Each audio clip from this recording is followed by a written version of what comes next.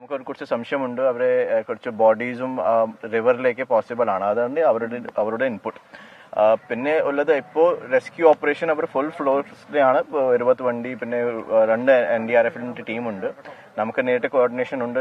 ജില്ലാ collector to ജില്ലാ collector ഉണ്ട്. പിന്നെ സ്റ്റേറ്റ് ലെവൽ നമുക്ക് ഡിസ്കഷൻ ഉണ്ട്. ബഹുമാനപ്പെട്ട മുഖ്യമന്ത്രിയും മന്ത്രിയും എല്ലാവരും ആ സ്റ്റേറ്റ് ഗവൺമെന്റിൽ സംസാരിച്ചിട്ട് നമുക്കറിയാൻ പറ്റും. പക്ഷേ ഇപ്പോൾ ക്ലിയർ കൺഫർമേഷൻ അവർ കിട്ടിയിട്ടില്ല. കാരണം കുറച്ച് ബോഡീസ് അവർ റിക്കവർ ചെയ്തു, പക്ഷേ ബോഡീസിന്റെ ഐഡന്റിഫിക്കേഷൻ ഇപ്പോൾ ചെയ്യാൻ പറ്റത്തില്ല.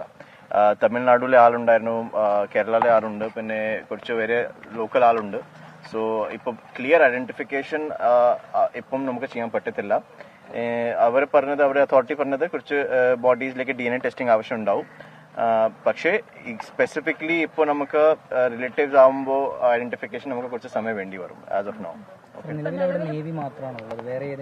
അല്ല, അവിടെ NDRF ഉണ്ട്. നേവി കാണുമ്പോൾ അവിടെ കോസ്റ്റൽ റിവർ സൈഡിലേക്ക് നേവിയിലേക്ക് ഡിപ്ലോയ് ചെയ്തു. ഉണ്ട്.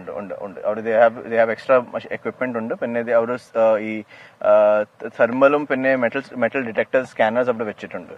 അത് യൂസ് ചെയ്തിട്ട് they are trying to identify the body. So അവർ സ്കാനേഴ്സിലെ ക്വാണ്ടിറ്റീസ് ഇപ്പോൾ സഫീഷ്യന്റ് ആണ്. പക്ഷേ ഞാൻ സംസാരിച്ച ശേഷം അവർ പറഞ്ഞത് കുറച്ച് എക്സ്ട്രാ സ്കാനേഴ്സ് അവർ നോക്കുന്നുണ്ട്.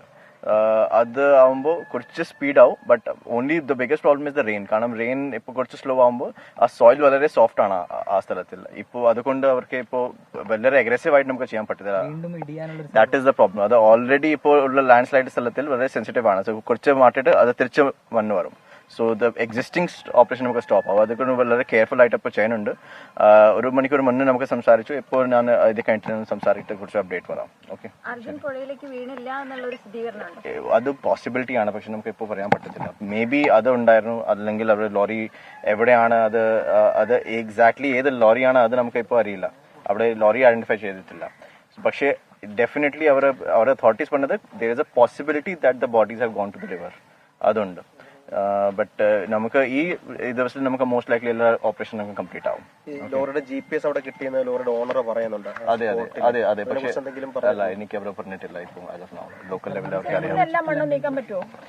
I think so. That is അവർ പോസിറ്റീവ് ആണ്. അവർ പറഞ്ഞത് പോലെ പോസിറ്റീവ് ആണ്. ഇപ്പം കാണും ഫോഴ്സ് എക്സ്ട്രാ ഉണ്ട്.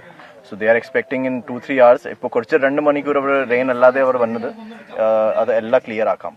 അതാണ് അവർക്ക് സിറ്റുവേഷൻ.